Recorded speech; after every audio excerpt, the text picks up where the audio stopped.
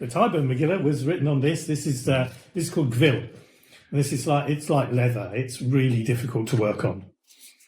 So it's sort of a rough. I mean, Gvil in Hebrew means unhewn stones are called avnei Gvil. Yeah. So this is it's just non-split parchment. Okay. And this is what they used to have most Sifrei Torah written on, which is one of the reasons they're very heavy. The Temanim, the Yemenites, they're big on Gvil. There was a big movement a few years back to try and bring back Gvil.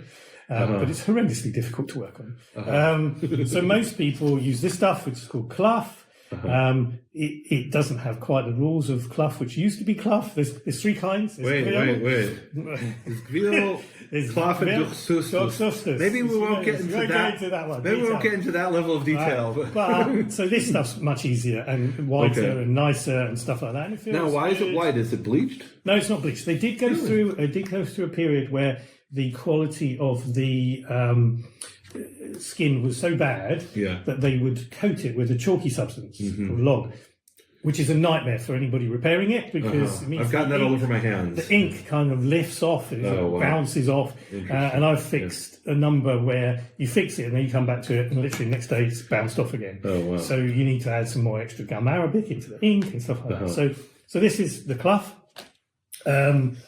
So you don't work anymore, or most scribes don't work anymore with the Gvil, with the rough stuff. They're mostly using very thin. It's clough, and clough is the best. And I was speaking to a scholar about the definition of parchment, and I was rebuked to never use that word because it has a very narrow definition of parchment and vellum and she said just use the Hebrew words because those Latin words have very narrow definitions.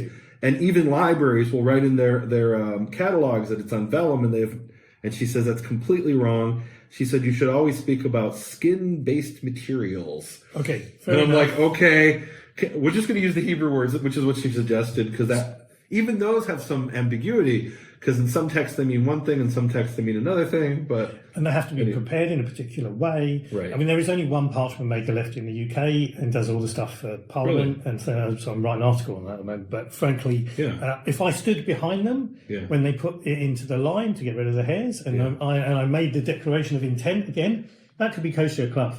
But I'd have so does cloth have to be made with the intent? Absolutely. Even for a Torah scroll?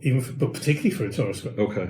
The only one you can I would know that for tefillin and mezuzah. Mezuzah, you can get away with kun to Rambam, get away with not having the intent. And also for Megillah and other Megillah, sort of wow.